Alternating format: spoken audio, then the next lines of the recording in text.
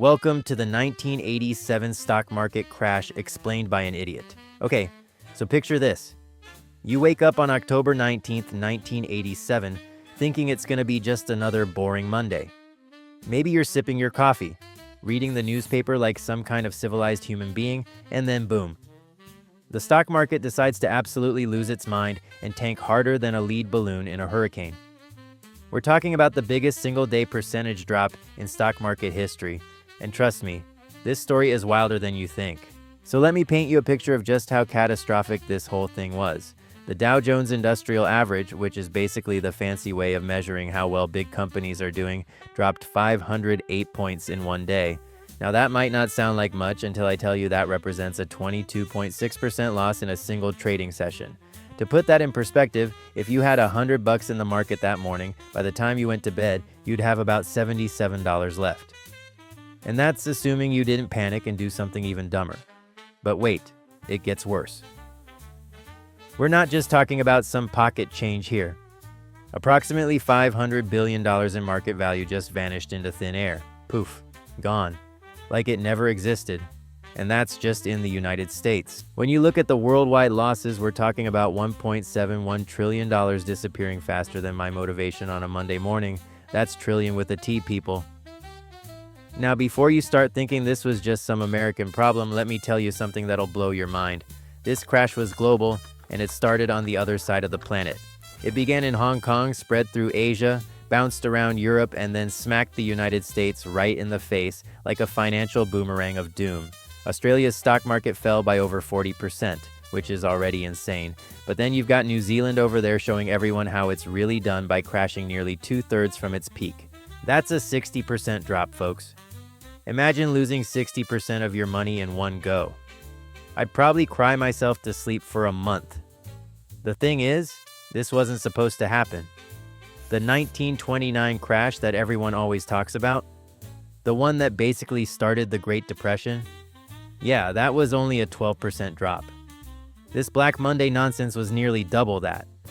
People were genuinely terrified that we were about to see a repeat of the 1930s, complete with breadlines and everyone wearing those depressing hats they had back then. So what the hell happened?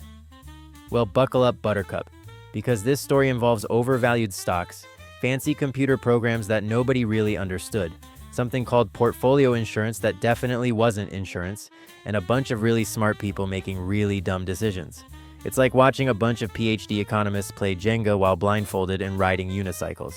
Let's start with the setup, because every good disaster story needs proper context. The stock market in the 1980s was basically on steroids. We're talking about a massive bull run that had been going on for years. The Dow had more than tripled in value during the 5 years leading up to the crash. Just from January to August of 1987 alone, it gained 44%. That's like your savings account suddenly becoming your retirement fund in 8 months. Now, any reasonable person might look at those numbers and think, this seems a little too good to be true. But apparently, reasonable people were in short supply on Wall Street in 1987.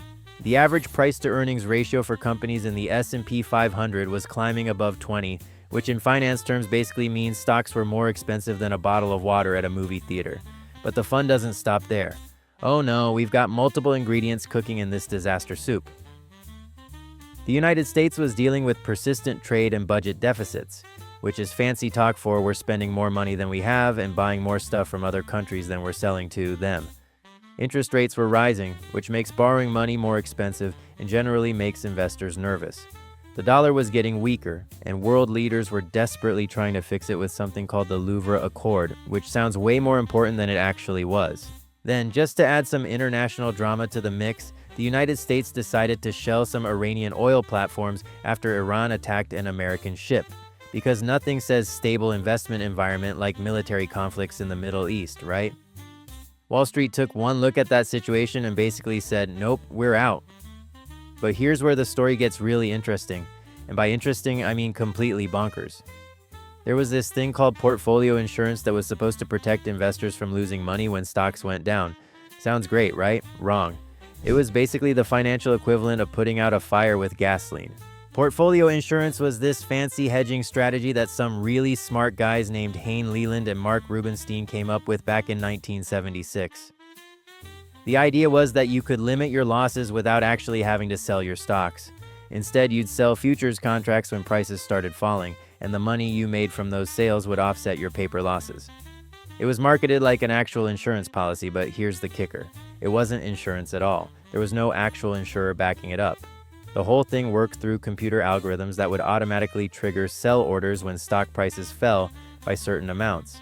So if stocks dropped by a predetermined percentage, the computers would automatically sell 3% of the position. If they dropped more, another 3% would get sold. It was supposed to be this brilliant way to minimize risk and protect investors from major losses. But nobody really thought about what would happen if everybody was using the same strategy at the same time. It's like if everyone in a crowded theater decided to use the same exit during a fire. Spoiler alert, it doesn't end well. When Black Monday started and stock prices began falling, all these portfolio insurance programs kicked in simultaneously. The computers saw falling prices and started selling. Those sales drove prices down further, which triggered more selling, which drove prices down even more, which triggered even more selling. You see where this is going? It became a vicious cycle that fed on itself like some kind of financial Ouroboros. The Brady Commission, which investigated the crash afterwards, found that just 3 portfolio insurance companies were responsible for almost $2 billion in sales out of the total $21 billion traded on the New York Stock Exchange that day. That might not sound like a huge percentage, but remember, this was all happening automatically. These weren't human decisions based on market fundamentals or company performance. These were computers following pre-programmed instructions to sell, sell, sell. And here's the truly mind-blowing part. The people running these portfolio insurance programs didn't really understand how their own systems would behave during a major market downturn.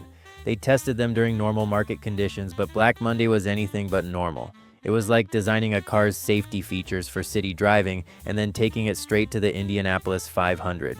The morning of October 19th started bad and just kept getting worse. Markets in Asia had already been falling, and when trading opened in New York, it was clear that this wasn't going to be just another ordinary day. The portfolio insurance programs immediately kicked into high gear, dumping massive amounts of stock onto a market that was already panicking. Meanwhile, traders on the floor of the New York Stock Exchange were basically losing their minds. Picture this. You've got hundreds of guys in suits screaming at each other, waving pieces of paper around like they're trying to flag down a taxi in Times Square during rush hour. The trading floor, which normally operated with at least some semblance of order, turned into complete chaos. It was like watching a bunch of caffeinated squirrels trying to organize a library. The specialists, who are basically the people responsible for making sure trading runs smoothly, were getting absolutely demolished. These poor bastards were supposed to buy stocks when everyone else was selling to keep prices stable, but they were getting hit with sell orders faster than a kid getting pelted with snowballs in a schoolyard fight. Some of these specialists literally ran out of money to buy stocks. Imagine being the guy whose job it is to catch falling knives, except the knives are on fire and there are thousands of them.